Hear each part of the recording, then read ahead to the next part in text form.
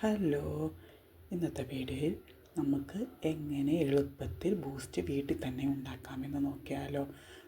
ഒട്ടും കട്ടയില്ലാതെ നല്ല തരിതരിയായിട്ട് അതേ ടേസ്റ്റിൽ തന്നെ നമുക്ക് ബൂസ്റ്റ് വീട്ടിലുണ്ടാക്കാം. നമ്മുടെ മക്കൾക്കൊക്കെ പാൽ കുടിക്കാൻ ഭയങ്കര മടിയായിരിക്കുമല്ലേ. എൻ്റെ മക്കൾക്കും അങ്ങനെ തന്നെയാണ് കേട്ടോ. അപ്പോൾ നമ്മളെന്ത് ചെയ്യും? നമ്മൾ കടയിൽ പോയി ബൂസ്റ്റോ ഹോർലിക്സോ വാങ്ങി നമ്മൾ പാലിനകത്തിട്ട് കൊടുക്കുകയല്ലേ ചെയ്യുന്നത്. അപ്പോൾ നമുക്ക് ഈ വീഡിയോയിൽ എങ്ങനെ നമുക്ക് ബൂസ്റ്റ് ഉണ്ടാക്കാമെന്ന് നോക്കാം. ഈ വീഡിയോ ഇഷ്ടമായാൽ സബ്സ്ക്രൈബ് ചെയ്യുകയും ലൈക്ക് ചെയ്യുകയും സപ്പോർട്ട് ചെയ്യുകയും ചെയ്യണേ. അപ്പോൾ നമുക്ക് വീഡിയോയിലേക്ക് പോയാലോ. അതിനാവശ്യമായിട്ടുള്ള സാധനങ്ങൾ നമുക്കൊന്ന് പരിചയപ്പെടാം. ബദാം പരിപ്പ്, അണ്ടിപ്പരിപ്പ്, നിലക്കടല, ഗോതമ്പ് പൊടി, കൊക്കോ പൗഡർ, പാൽപ്പൊടി, ആവശ്യത്തിന് പഞ്ചസാര.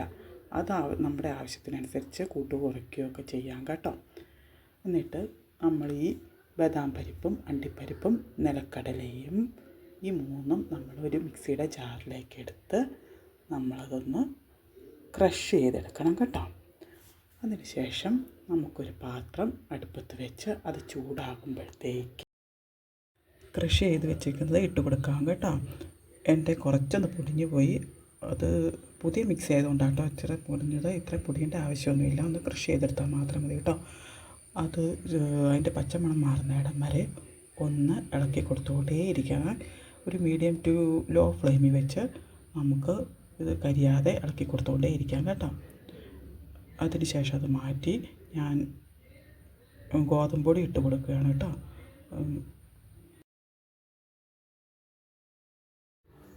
അതിനുശേഷം ഗോതമ്പ് പൊടി ഇട്ട് കൊടുക്കാതെ ഗോതമ്പ് പൊടിയുടെ പച്ചമണം പോകുന്നിടം വരെ നമ്മൾ ഇളക്കി കൊടുത്തുകൊണ്ടേയിരിക്കാം. ഒരു മീഡിയം ടു ലോ ഫ്ലെയിമിൽ വെച്ചാൽ മതി കേട്ടോ.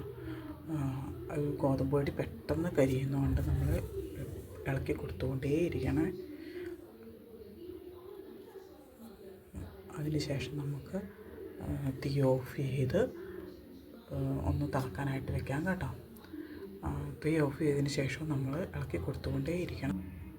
ഇനി നമുക്ക് മിക്സിയുടെ ജാറെടുത്ത് തണുക്കാൻ മാറ്റി വെച്ച് പഞ്ചസാരയും കൂടെ ചേർത്ത് നന്നായിട്ട് പൊടിച്ചെടുക്കാവേ.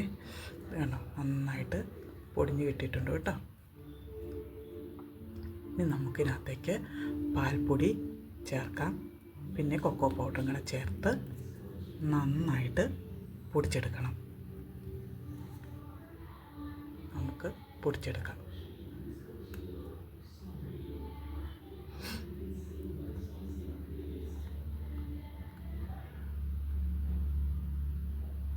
നന്നായിട്ട് പൊടിച്ച് കിട്ടിയിട്ടുണ്ട് കേട്ടോ.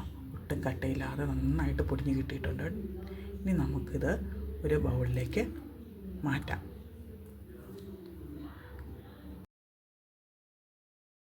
നമ്മളതൊരു ബൗളിലേക്ക് മാറ്റിയിട്ടുണ്ട്. ഒട്ടും കട്ടയില്ലാതെ അതേ ടേസ്റ്റിൽ തന്നെ നമുക്കത് കിട്ടിയിട്ടുണ്ട്. ഇനി ഇത് കാറ്റ് കയറി കട്ടയാകാതെ നമുക്കതൊരു ടിന്നിലിട്ട് സൂക്ഷിക്കാവേ. വീഡിയോ ഇഷ്ടമായ സപ്പോർട്ട് ചെയ്യാൻ മറക്കരുത്. Bye bye.